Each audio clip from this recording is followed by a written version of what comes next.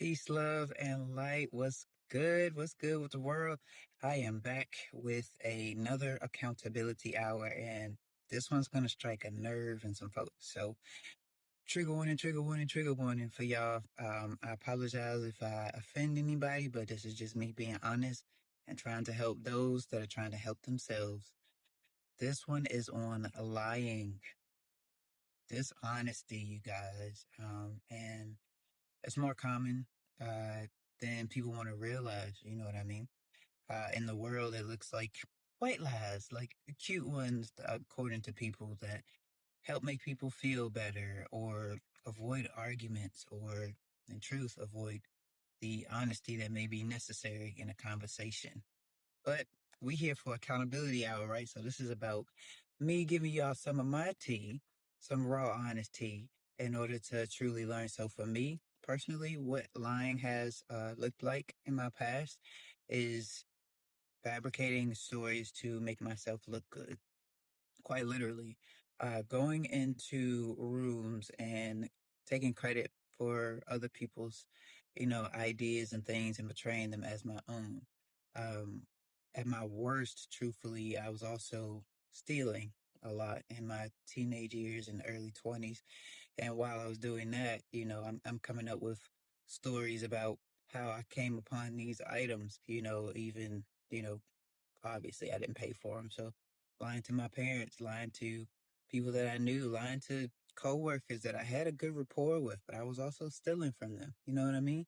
So I guess this can double as lying and stealing, just so to give you a full picture of how this rabbit hole gets deep.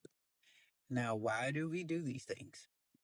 For me personally, lying and stealing, and a few other things that I'll touch on a different video, were sources of protection. I felt that I had to hide behind these things because myself wasn't enough.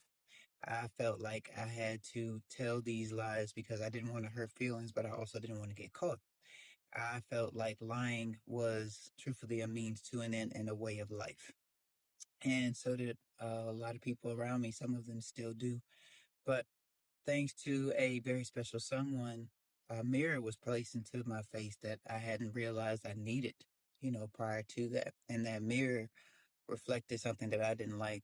And this is when I started getting fatigued with that lifestyle, started looking into mental health help and any other help that I might need to figure myself out. So that is my advice to you. If you are in a space where you're in a spiral, right, and you're trying to come out of it, you're trying to shake that tag of being a liar, manipulator, any of those things, just breathe. Know that it's going to take time to rebuild those relationships for the people that do actually stay around and entertain your change. And know that as long as you stay committed to that, the ones that are for you will see the growth, will embrace the growth, and will encourage you to move forward. And yes, it is possible to have a life after, having such a dark past. That's the thing I want to make very clear to people. It is always possible to shift frequencies. That is the universe as a whole.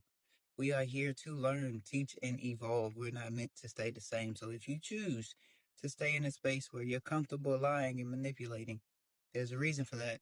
And there's a lot of lessons you're missing. And truthfully, you're just missing the plot. Respectfully, take the time, reevaluate, and heal in every way possible.